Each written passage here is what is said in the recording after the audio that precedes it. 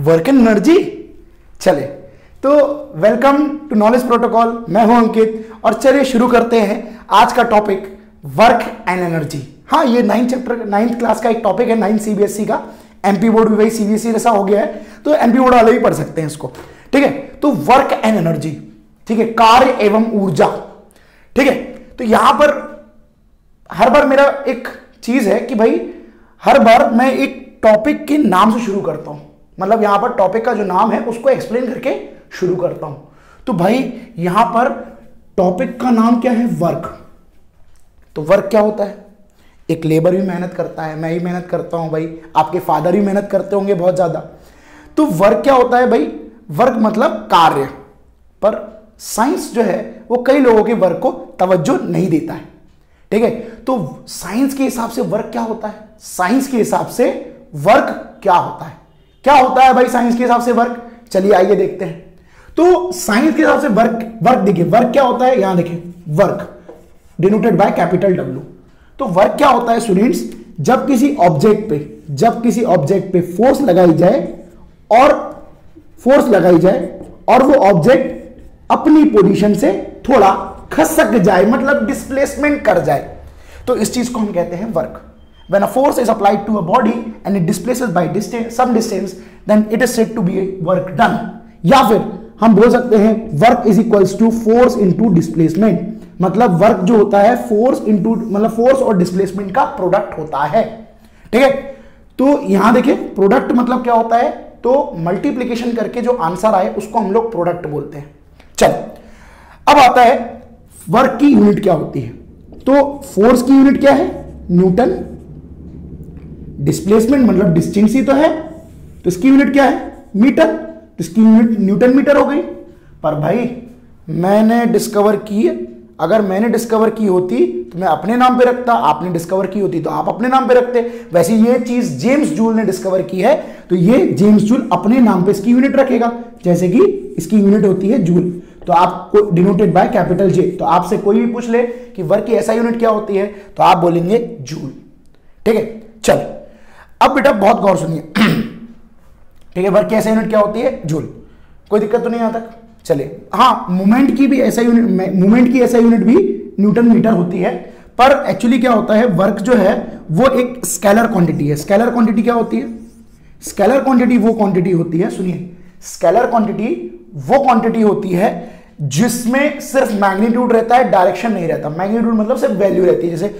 जैसे कि मेरी टेबल की लेंथ 2 मीटर है, तो ये 2 मीटर क्या है? ये एक स्केलर क्वांटिटी है, मतलब इसमें सिर्फ मैग्नीट्यूड की जरूरत है। मैंने बोला मेरी टेबल की लेंथ 2 मीटर ईस्ट में है, भाई डायरेक्शन का तो कोई मतलब ही नहीं निकला ना इसमें, तो यहां पर ये स्केलर क्वांटिटी है। चले आगे देखिए, और यहां पर क्या होता है? मूवमेंट की यूनिट भी न्यूटन मीटर होती है, पर वो फोर्स एंड डिस्प्लेसमेंट का क्रॉस प्रोडक्ट होता है, डॉट प्रोडक्ट नहीं होता। ये डॉट प्रोडक्ट है ना, वो क्रॉस प्रोडक्ट होता है। चले अब आते हैं हम लोग, देखिए अब क्या होता है, कई लोग वर्क डन को बहुत अलग अलग तरीके से पढ़ाते हैं। देखिए हम आपको दोनों तरीके से पढ़ा दे रहे हैं। ठीक है, जैसा आपके स्कूल में पढ़ाया होगा उनमें से, इन दोनों में से कोई एक मैच कर जाएगा। चलिए, तो क्या होता है सुनिए, जैसे कि ये एक ऑब्जेक्ट है, ये इस डायरेक्शन में डिस्प्लेस हो रहा है और इसकी जो फोर्स है वो एट एन एंगल लग रही है, थीटा। ठीक है, एट एन एंगल थीटा लग रही है। थीटा मतलब देखिए ग्रीक लेटर है जिसको हम एंगल को डिनोट करने के लिए यूज करते हैं। ठीक है, तो ये हमारी फोर्स है। अब फोर्स डायरेक्शन में लगती है, एक मतलब एंगल पे लगती है, तो ये दो कंपोनेंट में टूट जाती है। ये वाला होता है F cos थीटा और दूसरा होता है F sin थीटा। ठीक है, अब बेटा एक चीज याद रखना, ये कैसे cos थीटा sin थीटा आया? तो ये sin theta cos theta trigonometric ratio होता है। जब भी फोर्स किसी एंगल पे लगती है, जब कोई चीज एंगल पे लगती है, तो क्या होता है, जिससे एंगल जुड़ा रहता है वो वाला cos थीटा हो जाता है और जिससे एंगल नहीं जुड़ा रहता है वो sin थीटा हो जाता है। तो यहां पर क्या हुआ, फोर्स इस डायरेक्शन में लग रही है। सुनिए, वर्क क्या हुआ, फोर्स क्या हुई, ये इसकी चलने के लिए रिस्पॉन्सिबल रहेगी ना, तो ये हुई F cos theta into displacement क्या है S, तो वर्क क्या हो जाएगा F S cos थीटा। चले अब भाई मान लीजिए फोर्स भी इसी डायरेक्शन में अप्लाई हो रही है और डायरेक्शन डिस्प्लेसमेंट भी इसी डायरेक्शन में हो रहा है। ठीक है, देखिए फोर्स इस डायरेक्शन में अप्लाई हो रही है, डिस्प्लेसमेंट भी इसी डायरेक्शन में हो रहा है, तो थीटा कितना होगा? 0। पैरेलल है ना, ठीक है, तो 0 होगा थीटा। फिर अगर मान लीजिए फोर्स इस डायरेक्शन में अप्लाई हो रही है और डिस्प्लेसमेंट इस डायरेक्शन में हो रहा है, अभी ये कैसे होता है हम आगे चर्चा करेंगे। तो थीटा कितना हो जाएगा हमारा 180। अब मान लीजिए फोर्स इस डायरेक्शन में अप्लाई हो रही है, डिस्प्लेसमेंट इस डायरेक्शन में हो रहा है, फोर्स इस डायरेक्शन में अप्लाई हो रही है, तो क्या हो जाएगा हमारा थीटा 90 डिग्री। चले, तो ये हो गया हमारा एक कॉन्सेप्ट। अब मैं क्या करता हूं, मैं इसको अलग तरीके से पढ़ाता हूं। मैं पढ़ाता हूं यहां पर types of work, types of work. तो पहला होता है positive work. Positive work, positive work क्या होता है स्टूडेंट्स? पॉजिटिव वर्क मतलब होता है जब फोर्स एक डायरेक्शन में अप्लाई हो रही हो और उसी डायरेक्शन में डिस्प्लेसमेंट हो जाए। when displacement happens in the direction of force, then it is called as positive work. It is called as positive work. It is called as positive work. ठीक है, अब कैसे पॉजिटिव वर्क होगा? तो हमारा फॉर्मूला क्या होता है? F S cos theta is equal to work. तो भाई इसी एक ही डायरेक्शन में है दोनों, तो थीटा कितना हो जाएगा 0, और कॉस 0 कितना होता है? कॉस 0 कितना होता है? कॉस 0 होता है 1। तो एफ एस कॉस थीटा मतलब W is equal to F S हो जाएगा, मतलब फोर्स इंटू डिस्प्लेसमेंट। चले, दूसरा होता है negative work. Negative work, negative work, negative work क्या होता है सुनिए स्टूडेंट्स, जब फोर्स एक डायरेक्शन में अप्लाई हो रही हो और डिस्प्लेसमेंट दूसरे डायरेक्शन में हो रहा हो। When displacement happens in the opposite direction of the force applied, मतलब डिस्प्लेसमेंट जो है वो फोर्स के अपोजिट डायरेक्शन में हो रहा है, तो उसको हम लोग कहेंगे नेगेटिव वर्क। कैसे? सुनिए, थीटा कितना है फोर्स और डिस्प्लेसमेंट के बीच में? 180। तो हमारा वर्क का फॉर्मूला क्या होता है? F S cos theta. Cos theta 180 की वैल्यू पे कितना होता है? -1।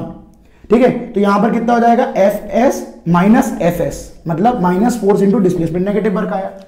चले, तीसरा होता है जीरो वर्क। जीरो वर्क, ठीक है, जीरो वर्क क्या होता है? जब फोर्स मतलब फोर्स जो है वो डिस्प्लेसमेंट के परपेंडिकुलरली अप्लाई हो रहा हो। ठीक है, when force is applied perpendicular to direction of the displacement, ठीक है, then it is called as zero work, क्योंकि इन दोनों के बीच में 90 डिग्री एंगल है। तो फॉर्मूला क्या होता है? W is equal to F S cos theta. Theta कितना है? 90, और कॉस 90 कितना होता है? कॉस 90 होता है 0। ठीक है, तो यहां पर कितना हो जाएगा? एफ एस कॉस 0 मतलब 0, कॉस 90 मतलब 0, तो एफ एस मतलब 0 हो जाएगा, ये वर्क डन 0 हो गया। तो भाई सुनिए, कुली क्या करता है? कुली ऐसे चलता है और ऐसे फोर्स लगाता है, तो 90 डिग्री हो गया। तो भाई बेचारे का वर्क माना ही नहीं जाता, साइंस मानता ही नहीं है उसका वर्क। ठीक है, अब क्या किया जाए, साइंस तो साइंस ठहरा। चले, तो यहां पर क्या हुआ आप बताइएगा, ये वाला डायरेक्शन अच्छा, ये वाला अच्छा लगा मेथड कि ये वाला अच्छा लगा? कमेंट सेक्शन में बताइएगा। और हाँ स्टूडेंट्स, हमने आपके लिए बहुत अच्छी व्यवस्था करी है। ठीक है, हमने एक ग्रुप खोला है नॉलेज प्रोटोकॉल का, जिसमें क्या होगा आप किसी को भी ज्वाइन करवा सकते हैं, है ना। 9th 10th 8th है ना 11th 12th की डाउट होंगे तो मैं बिल्कुल सॉल्व करूंगा। ठीक है, अगर हमारे पास 8th 9th 10th 11th 12th के डाउट आते हैं, अरे वो भी कोई भी क्लास में बोल रहा हूं, ठीक है, अगर उसके डाउट आते हैं तो विद इन 48 आवर्स मैं उसको रिप्लाई करने की कोशिश करूंगा। ठीक है, तो आप लोग भेजते जाइए डाउट, मैं सॉल्व करते जाऊंगा। ठीक है, हमारा टेलीग्राम भी है नॉलेज प्रोटोकॉल का, और हमारा इंस्टाग्राम भी, आप मेरे को फॉलो कर सकते हैं, इंजीनियर अंकित साहू, ER अंकित साहू 220 पे मेरे इंस्टाग्राम अकाउंट पे आप फॉलो कर सकते हैं मेरे को। ठीक है, तो आगे बढ़ते हैं। चल, तो ये हो गया हमारा टाइप्स ऑफ वर्क। आप बताइएगा कौन सी मेथड अच्छी है, कमेंट सेक्शन में बताइएगा। हाँ चले, यहां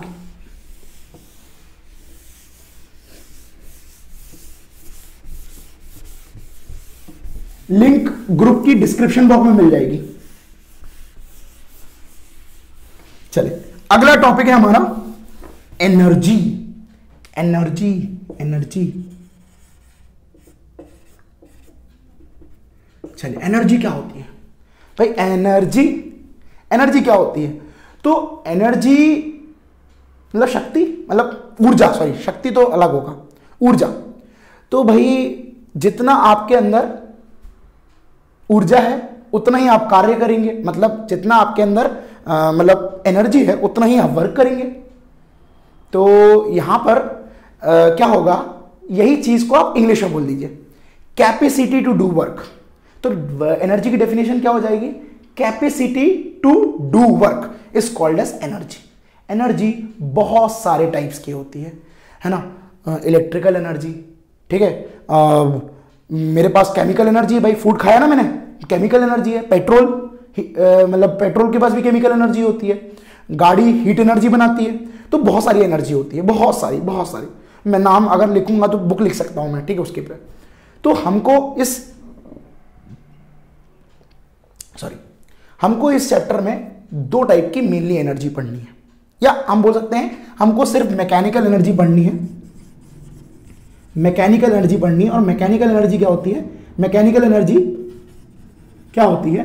तो मैकेनिकल एनर्जी हम टोटल एनर्जी मानते हैं यहां पर, ठीक है। और मैकेनिकल एनर्जी क्या होती है? काइनेटिक एनर्जी और पोटेंशियल एनर्जी का सम होती है। तो हमको यही दो एनर्जी पढ़नी है और इन दोनों को मिला के क्या बनती है? मैकेनिकल एनर्जी, ठीक है। समझ में आया? तो यही दो एनर्जी हमको मेनली डिस्कस करनी है। चले, तो आते हैं हम लोग एनर्जी पे। तो एनर्जी का सबसे पहले चीज तो एसआई यूनिट क्या होता है? एनर्जी का एसआई यूनिट वही होगा जो वर्क का होगा, क्योंकि वर्क करने की क्षमता को भी तो एनर्जी बोलते हैं ना भाई। तो यहां पर एनर्जी क्या है? एनर्जी का यूनिट भी जूल है, पर इस जूल से होता कुछ नहीं है। हमको थोड़े से बड़े यूनिट चाहिए होते हैं, जैसे कि किलो जूल। जब भी किसी चीज में किलो लग जाए तो आप समझ जाइए उस चीज में हजार और लग गया है। तो 1 kilo joule is equals to 1000 joules, मतलब 1000 जूल्स, जैसे 10⁻³ जूल्स।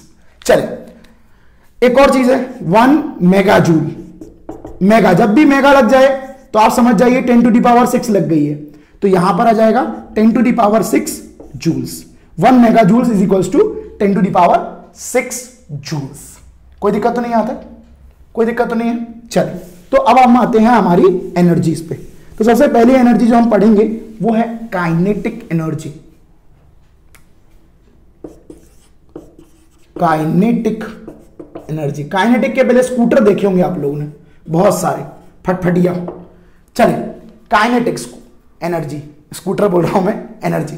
तो काइनेटिक एनर्जी क्या होती है? काइनेटिक एनर्जी ऐसी एनर्जी होती है जो किसी मूविंग ऑब्जेक्ट के द्वारा प्रोसेस की जाती है। तो energy possessed by a moving object is called as kinetic energy. Energy possessed by a moving object, मेरे साथ बोलिए, energy possessed by a moving object is called as kinetic energy. Like कर दीजिएगा, शेयर कर दीजिएगा, और हां, अपने हाथ की काइनेटिक एनर्जी उस सब्सक्राइब बटन पे जरूर लगाएं, ठीक है? तो मजा आएगा, थोड़ा सा मेरे को भी मजा आएगा, और मैं आपके लिए लाइव सेशंस लाऊंगा। चलिए, तो यहां पर काइनेटिक एनर्जी क्या होती है? बहुत गौर सुनना। काइनेटिक एनर्जी क्या होती है? तो energy possessed by a moving body is called as kinetic energy, ठीक है। तो कोई भी चीज, मैं चल रहा हूं, मेरे हाथ हिल रहे हैं, तो ये काइनेटिक एनर्जी तो है, मेरे हाथ काइनेटिक एनर्जी में है। चलिए, तो अब क्या होता है? काइनेटिक एनर्जी का फॉर्मूला क्या होता है? काइनेटिक एनर्जी का फॉर्मूला क्या होता है? तो kinetic energy is equals to half, मेरे साथ बोलिए, हाफ mv²। क्या है? तो m होता है मास ऑफ द बॉडी और v होता है वेलोसिटी ऑफ द बॉडी, ठीक है? v होता है वेलोसिटी ऑफ द बॉडी। चलिए, अब सर ये आया कहां से आया? तो आपको मैं जल्दी से डेरिवेशन करके बता देता हूं कि ये आया कहां से। तो हमें पता है कि वर्क क्या होता है? वर्क होता है फोर्स इनटू डिस्प्लेसमेंट। और हमने पिछले चैप्टर में पढ़ के आया है कि फोर्स का फॉर्मूला क्या होता है? मास इनटू एक्सेलरेशन, ठीक है? तो W is equals to, force की जगह क्या ले सकते हैं? Mass into acceleration. अच्छा, डिस्प्लेसमेंट की जगह भी कुछ लिखना पड़ेगा। डिस्प्लेसमेंट और वेलोसिटी का रिलेशन देखो, तो हमने याद करो पिछले चैप्टर में, उसकी वीडियो में लाऊंगा, इसकी वीडियो पहले ले आया हूं मैं, उसकी वीडियो लाऊंगा मैं। तो हमने पढ़ के रखा है कि हमारा v² minus u² is equals to 2as होता है। तो यहां से s की वैल्यू क्या होगी? तो यहां से s की वैल्यू होगी s is equals to v² minus u² upon 2a, ठीक है? चले, अब हम लोग क्या ले सकते हैं? s की जगह ले सकते हैं v² minus u² upon 2a। चले, ये a से ये a कट गया, तो w इज इक्वल्स टू कितना आया? w is equals to m v² minus u² upon 2। चले, अब क्या है, सारा तो हमारा वर्क किस में बदल गया, एनर्जी में बदल गया, काइनेटिक एनर्जी में। तो काइनेटिक एनर्जी क्या हो जाएगी, काइनेटिक एनर्जी क्या हो जाएगी, एम। ठीक है, हमारा जो ऑब्जेक्ट है वो रेस्ट से स्टार्ट हुआ है, तो यू कितना हो जाएगा भाई, यू क्या होती है पहली वाली वेलोसिटी, और वी क्या होती है बाद वाली वेलोसिटी। यू क्या होती है पहली वाली वेलोसिटी, और वी क्या होती है बाद वाली वेलोसिटी। तो बाद वाली वेलोसिटी कुछ भी हो सकती है, हम मान के चलते हैं हमारी पहले वाली वेलोसिटी, मतलब हमारा जो ऑब्जेक्ट है वो रेस्ट से स्टार्ट हो रहा है। तो क्या हो रहा है, यहां देखो m is equals to, U कितना है 0, तो यहां पर आ जाएगा v स्क्वायर माइनस 0, 0 तो 0 ही होता है, अपॉन 2, v स्क्वायर अपॉन 2। ठीक है, u 0 हो गया, क्यों 0 हो गया, क्योंकि हमारा ऑब्जेक्ट रेस्ट से स्टार्ट हो रहा है। रेस्ट में वेलोसिटी कितनी होती है, 0 होती है। तो काइनेटिक एनर्जी का फॉर्मूला क्या हो गया, जल्दी से देख लीजिए, हाफ एम वी स्क्वायर, ले दिया हमने हाफ एम वी स्क्वायर। ठीक है, हाफ एम वी स्क्वायर, कोई दिक्कत तो नहीं है यहां तक।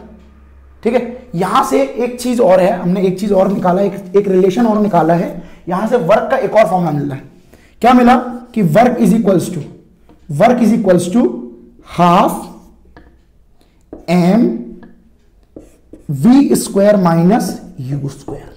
ये हो गया हमारा एक वर्क का और फॉर्मूला। इससे क्या होगा, आपके बुक में दिए एक न्यूमेरिकल का सॉल्यूशन इसी से होगा। आप मेरे को बताइएगा, ठीक है, करके दिखाइएगा, व्हाट्सएप पे भेज दीजिएगा ग्रुप में हमारे। चले, कोई दिक्कत तो नहीं यहां तक, परेशानी कोई दुविधा नहीं। चलिए यहां देखिए, तो ये हो गया हमारा काइनेटिक एनर्जी, कोई दिक्कत तो नहीं यहां तक, ये हो गई हमारी काइनेटिक एनर्जी। चलिए अब आती है potential energy.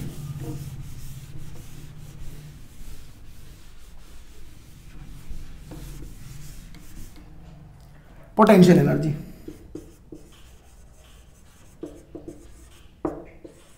Potential energy, potential energy क्या होती है, पोटेंशियल एनर्जी जो है, पोटेंशियल एनर्जी जो है, पोटेंशियल एनर्जी जो है वो क्या है, तो energy stored in the body. तो ऐसी एनर्जी जो किसी भी चीज में स्टोर हो जाती है उसको हम बोलते हैं पोटेंशियल एनर्जी। तो पोटेंशियल एनर्जी जो है वो दो टाइप की होती है। सुनिए, पोटेंशियल एनर्जी जो है वो दो टाइप की होती है। पहली होती है elastic potential energy. Elastic potential energy क्या होती है, इलास्टिक पोटेंशियल एनर्जी वो होती है जो किसी भी ऑब्जेक्ट के चेंज इन शेप से स्टोर हो जाती है, चेंज इन शेप से स्टोर हो जाती है। जैसे कि रबड़ बैंड, रबड़ बैंड को आप खींचेंगे तो क्या होगा, उसमें एनर्जी स्टोर हुई, अब छोड़ देंगे तो क्या हो गया, वापस काइनेटिक एनर्जी में बदल गई। चल ठीक है, जैसे आपने बो, धनुष लगाया, बो में एनर्जी स्टोर, क्योंकि शेप चेंज हुआ, क्योंकि सामने वाली जो लकड़ी है ना उसका शेप चेंज हुआ, छोड़ दिया, एनर्जी खत्म। तो और क्या है, और आपने देखा होगा एक स्प्रिंग ऐसा वाला, ठीक है, अरे जो गाड़ी में लगाया था, अरे पीछे ऐसे की गाड़ी आगे चली गई, टॉय कार बचपन में सबने चलाई होगी। तो क्या होता है, वो स्प्रिंग ऐसा रहता है शुरुआत में, जब आप उसको पीछे करते हैं तो क्या होता है, जैसे ही आपने छोड़ा तो वो स्प्रिंग क्या होता है, फिर से अनरोल हो जाता है। तो यहां पर क्या हुआ, पोटेंशियल एनर्जी स्टोर हो गई due to change in shape. चलिए अगला होता है इलास्टिक पोटेंशियल एनर्जी, हो गई ना। अगली होती है ग्रेविटेशनल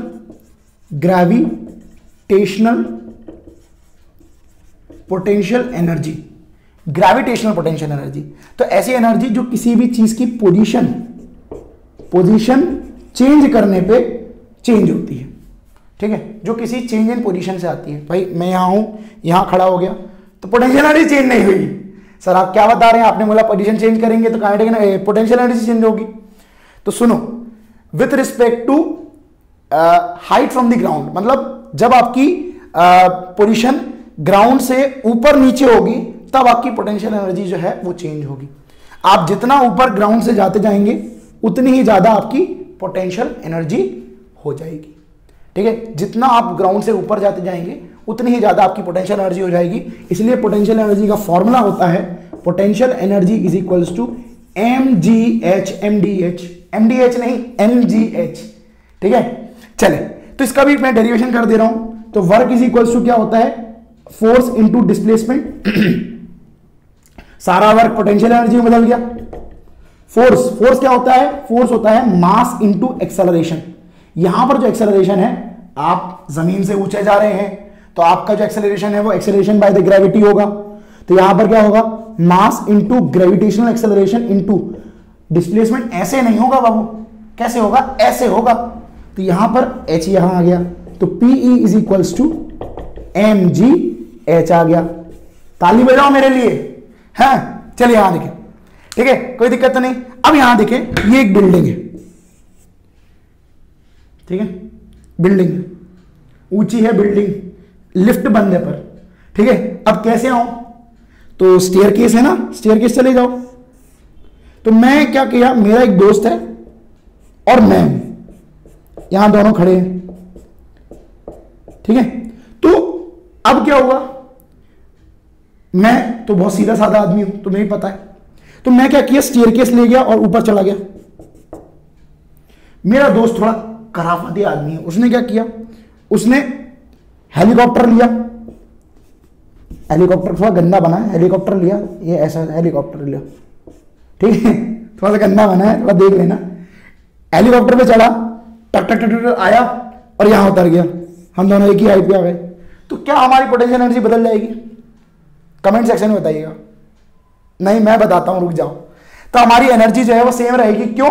क्योंकि भले ही हम दूसरे रास्ते से आए, पर क्या हुआ, हम जो है जमीन से एक ही हाइट पे खड़े हैं, दैट इज h। तो हमारी जो पोटेंशियल एनर्जी सेम है, मतलब एनर्जी जो है वो पाथ पे डिपेंड नहीं करती, वो किस पे डिपेंड करती है? सिर्फ जमीन से हाइट में। तो जितनी ज्यादा जमीन से हाइट होगी उतनी ही ज्यादा यहां पर पोटेंशियल एनर्जी होगी, ठीक है। कमेंट सेक्शन में बताइएगा अगर आपको इसका न्यूमेरिकल सेक्शन भी चाहिए। न्यूमेरिकल सेक्शन भी कर दूंगा मैं, है ना, इसका पूरा न्यूमेरिकल सेक्शन कर दूंगा। आपकी बुक मतलब जो एनसीईआरटी की पीछे एक्सरसाइज है वो भी सॉल्व करवा दूंगा। कमेंट सेक्शन में बताइएगा और हमारी वीडियो को लाइक, शेयर एंड सब्सक्राइब करिएगा प्लीज, उससे मेरे को एनर्जी मिलेगी और वीडियो बनाऊंगा मैं।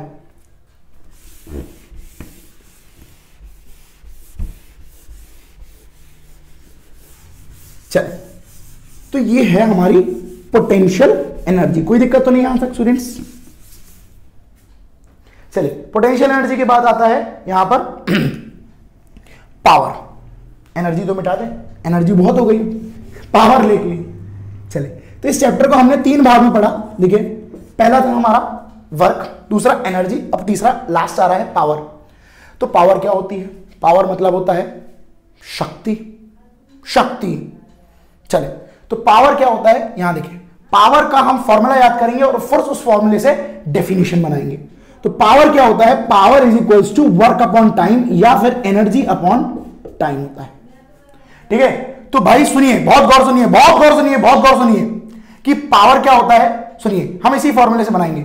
चलिए, तो पावर क्या होता है? पावर इज वर्क डन, ये वर्क डन है, work done per unit time, ठीक है। तो पावर का डेफिनेशन क्या हो जाएगा? Work done per unit time, और power is equals to work done upon time होता है या एनर्जी अपॉन टाइम होता है। अब इसकी यूनिट की बात करें तो वर्क डन की क्या होती है? जूल, और टाइम की क्या होती है? सेकंड। तो ये हो जाएगा जूल्स पर सेकंड। कोई दिक्कत? चलिए, अब मैंने बताया, अगर मैंने डिस्कवर किया है तो मैं अपने ही सरनेम पे इस पे नाम रखूंगा। तो ये जो है वो जेम्स वॉट ने ढूंढी थी क्वांटिटी। तो भाई इसका जो ऐसा यूनिट हो जाएगा वो हो जाएगा वॉट, WATT। भैया WHAT वॉट वाला नहीं है, क्वेश्चन मार्क वाला वॉट नहीं, ये WATT वाला वॉट है। अगर आप अपने बल्ब में देख लीजिएगा तो आपको मिल जाएगा, WATT वाला वॉट है। कोई दिक्कत तो नहीं आता स्टूडेंट्स? कोई दिक्कत, परेशानी? कोई परेशानी, कोई परेशानी बताइए। चले, अब थोड़ा सा देखिए क्या होता है, कई बार हमारी जो पावर जो है वो बहुत सारा कंजप्शन होता है, तो हमको बड़ी बड़ी यूनिट चाहिए होती है। तो हमको क्या है, वही है किलो वॉट। तो किलो जहां लग जाए वहां 1000, तो किलो वॉट क्या होगा? 1000 वॉट, यानी 10³ वॉट्स। चलिए, दूसरा होता है हमारा मेगावाट। हमारा बरगी डैम इतने मेगावाट बिजली उत्पन्न कर रहा है, मतलब जनरेट कर रहा है, ठीक है। तो यहां पर क्या होगा? 10⁶ वॉट्स। चलिए, अब एक और आता है हॉर्स पावर, घोड़े की पावर। बहुत सुना होगा, आपकी जो मशीन है हमारी मशीन इतने एचपी की है, हमारा टुल्लू पंप इतना एचपी का है, हमारा ये इतने एचपी का है। एचपी क्या होता है? Horse power. तो 1 हॉर्स पावर इज इक्वल, सुनिए, 1 horse power is equals to 746 watts. कितना होता है? 746 watts. 1 horse power is equals to 746 watt होता है। आप ये याद रख लीजिएगा। चले, तो ये हो गया हमारा पावर, कोई दिक्कत तो नहीं है। चल, अब एक छोटा सा टॉपिक है, commercial unit of energy. Commercial unit of energy, commercial unit of energy. चले, तो कमर्शियल यूनिट ऑफ एनर्जी क्या होती है? तो कमर्शियल यूनिट ऑफ एनर्जी होती है kilo watt hour. Kilo watt hour, kilo watt hour, या कई लोग ऐसे लिखते हैं किलो वॉट आवर। ये कमर्शियल यूनिट ऑफ एनर्जी है। आप अगर मेरे को विश्वास नहीं है तो अपने घर के मीटर के पास जाइएगा, उसमें देखिएगा अपने यूनिट्स के बाद वो यूनिट बोलते हैं ना, हमारा इतना यूनिट खपत हुआ, हमारा उतना यूनिट खपत हुआ। यूनिट नहीं होता, वो किलो वॉट आवर होता है। थोड़ा सा समझ रहे हो ना आप भी? बहुत मुश्किल है ना बोलना ये। चलिए, तो किलो वॉट आवर। अब किलो वॉट आवर और जूल का रिलेशन बहुत पूछा जाता है। What is the relation between joule and kilo watt hour? चलिए, किलो वॉट आवर, चलिए यहां देखिए, यहां देखिए। तो हमें पता है power is equals to work done upon time. तो पावर, तो work done is equals to power into time. मतलब अगर पावर में टाइम इंटू कर दो तो क्या आ जाता है? वर्क आ जाता है। तो वही चीज है ना, पावर में टाइम इंटू हुआ है। चले, तो आते हैं हम लोग। तो हम अगर जैसे वर्क का यूनिट क्या होता है? जूल। पावर का यूनिट क्या होता है? वॉट। अगर वॉट में हम सेकंड इंटू कर देंगे तो हमारा जूल आ जाएगा। तो भाई करते हैं, सुनिए, 1 किलो वॉट आवर। तो हमें चाहिए क्या है? हमें चाहिए मतलब वॉट इंटू सेकेंड।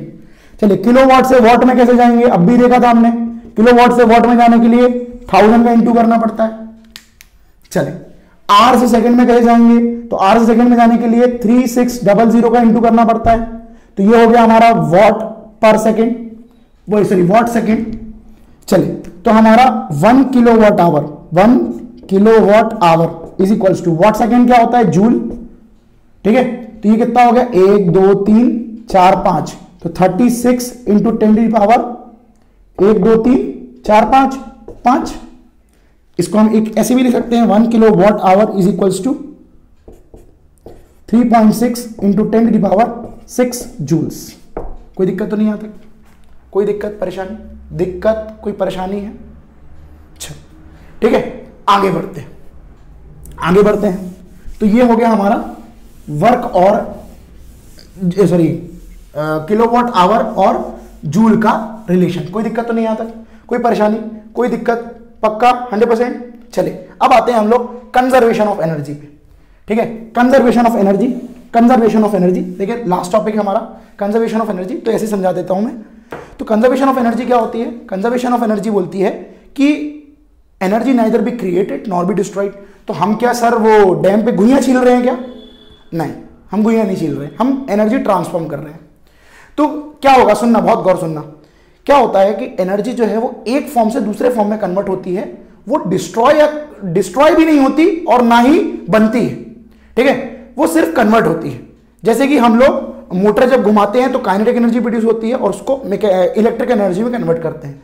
और इलेक्ट्रिकल एनर्जी सबसे यूजफुल फॉर्म ऑफ एनर्जी होती है जो सभी एनर्जी में कन्वर्ट हो जाती है। बटन जलाई, लाइट, मतलब इलेक्ट्रिसिटी से लाइट आ गई, इलेक्ट्रिकल एनर्जी लाइट में कन्वर्ट हो गई। बटन चलाया, पंखा आ गया, तो इलेक्ट्रिकल एनर्जी रोटेशनल एनर्जी मतलब काइनेटिक एनर्जी में कन्वर्ट हो गई। बटन चलाया, heater on, emulsion rod on, तो क्या हुआ? इलेक्ट्रिकल एनर्जी हीट एनर्जी में कन्वर्ट हो गई। तो यहां पर क्या है, एनर्जी को ना ही क्रिएट किया जा सकता है ना ही डिस्ट्रॉय किया जा सकता है। Energy neither be created nor be destroyed, ये कहता है कंजर्वेशन ऑफ एनर्जी। ठीक है, और ये मैंने आपको बताया कुछ एनर्जी ट्रांसफॉर्मेशन कि भैया हमने बटन चलाया तो इमल्शन रॉड जल गई। इमल्शन रॉड मतलब पानी में जलने वाली रॉड, वो जल गई। तो यहां पर क्या हुआ कि वो इलेक्ट्रिकल एनर्जी हीट एनर्जी में कन्वर्ट हो गई। तो यहां पर हमारा जो चैप्टर है वो समाप्त होता है। तो आपको कैसा लगा? अच्छा लगा हो तो लाइक कीजिएगा, सब्सक्राइब कीजिएगा और मेरी वीडियो को शेयर कीजिएगा, है ना। और हम लोग मिलते हैं अगली वीडियो में, थोड़ा सा इंतजार करिएगा, अगली वीडियो में मिलेंगे हम लोग। तब तक के लिए जय हिंद, जय भारत, बाय बाय।